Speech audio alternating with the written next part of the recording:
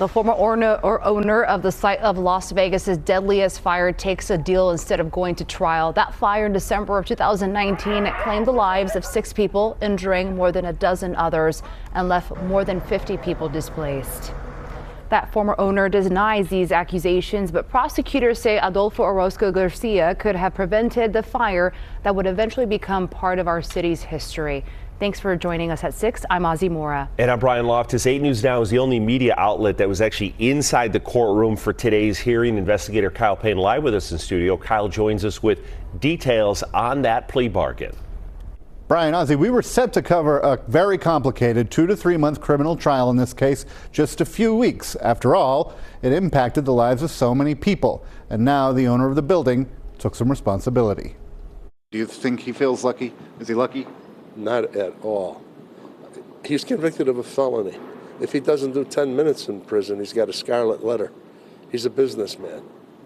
All right? But he's alive. He's alive. There's no question about it. No question, Attorney Dominic Gentile says, in defense of his client, Adolfo Orozco Garcia, whose 41-unit Alpine Motel on 9th Street and Ogden Ave, as well as 6 of its tenants, perished in this fire.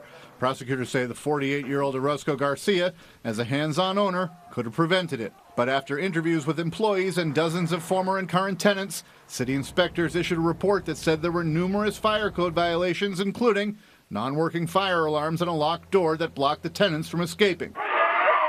Orozco Garcia admitting in court he had good reason to accept the deal. Is one of the reasons why you selected to do so is because if you had gone to trial and you had been convicted on 1 or more of these counts, you potentially could have been facing a much serious sentence. Is that true, sir? Yes. Orozco Garcia pled guilty under what's known as an Alford plea, where a defendant decides it's in his best interest to plead guilty, but maintains his innocence, and agrees to what prosecutors say they could prove at trial. The judge saying probation was one of the possible outcomes in this case, and so is prison time. Orozco Garcia got out of court as soon as he could, but his attorney gave us this exclusive interview, telling the 8 News Now investigators he has a lot more to argue on behalf of his client. Because there's so much to say. The things that we would have said at trial over a 2-month period, we will say at the sentencing.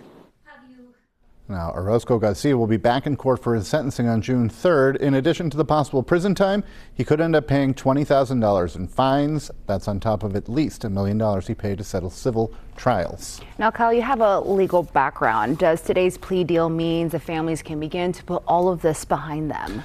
From a legal standpoint, Ozzy, I think that'll happen when Orozco Garcia gets sentenced in June. Usually, victims of families get a chance to speak to the judge. They often ask for leniency. Sometimes they offer forgiveness.